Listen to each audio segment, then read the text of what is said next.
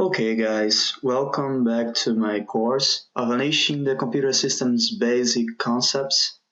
Today we are gonna work out a little about hardwares and how they are supposed to work inside the computer. And let's go.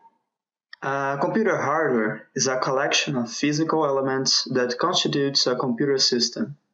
So basically, everything that is physical and that makes your whole computer works is called hardware. So the CD drive, the LED, the LEDs, the power supply, the fans, the processor unit, the GPU, the memory cards, everything you may imagine. But again, how should everything fit in a way that the whole computer works pretty well? Well, basically, we have a motherboard, like you can see here.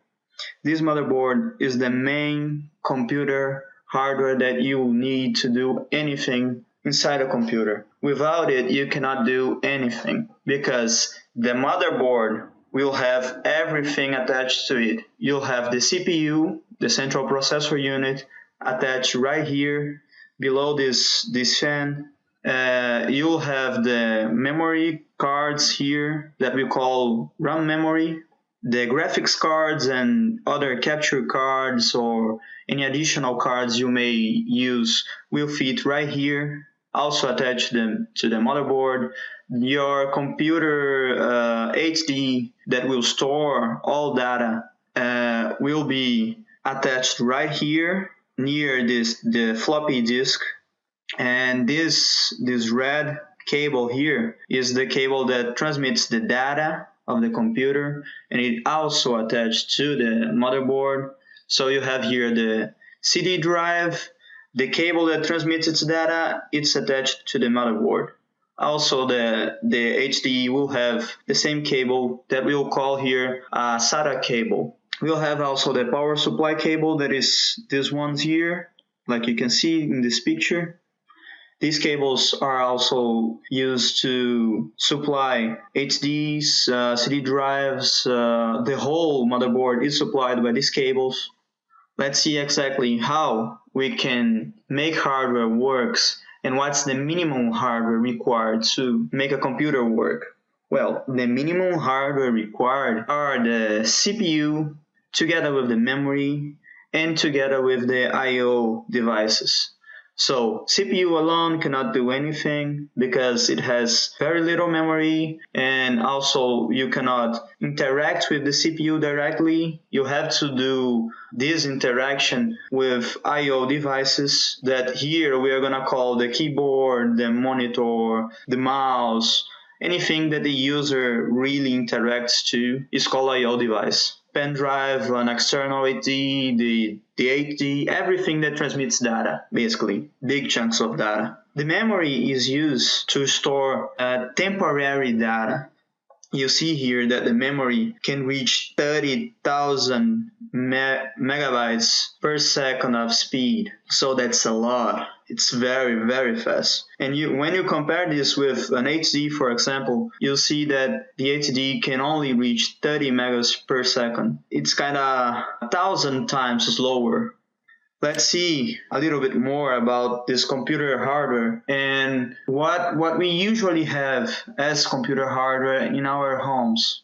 Well, in the case of desktops, we'll have monitor, the motherboard, like I said to you, is right here inside this box. We'll have the processor unit here. We'll have the memories, the memory RAM. We'll have additional cards here. These cards are attached to the motherboard through the PCI slots here, or AGP slots, or any other kind of slot. You understand this better later. You have the power supply right here. Sometimes this power supply is not in this position. It may be below or in other place, but it always needs to have a supply power. We'll have here a CD drive.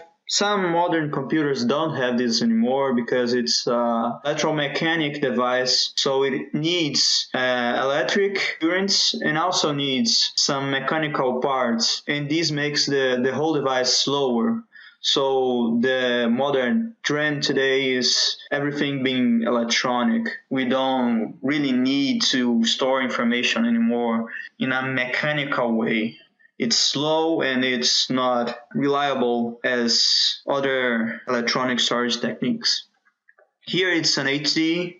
Also, the same thing that happens with the CD drive happens with the HD. It's a electromechanical device that also stores big chunks of data, but it's still very slow when compared to other types of storage. Now we have one that we call the SSD. The SSD it's about 10 times faster than the HD, so it's really better than the HD itself. You see that the HD is sensible to high electromagnetic fields, and these fields can corrupt data inside the HD, so you can lose data if you put it near to a speaker or to a electromechanic door or any kind of device that uses electromagnetic fields. And the SSD doesn't have this problem with magnetic fields because it's purely electrical. It doesn't need magnetic fields to store data the way that the HD needs. Here we have the keyboard, and here we have the mouse. So the mouse is a pointing device. You probably know what it is already, but I had to cover this also. So please be patient when I get to these two devices. I'll talk a little bit about their technology, and I think it will be more interesting course when we get to these concepts. Well guys, thank you for watching this video, and if you have any questions, please visit my website or email me at this address. Thank you, and I'll see you later in my next course video.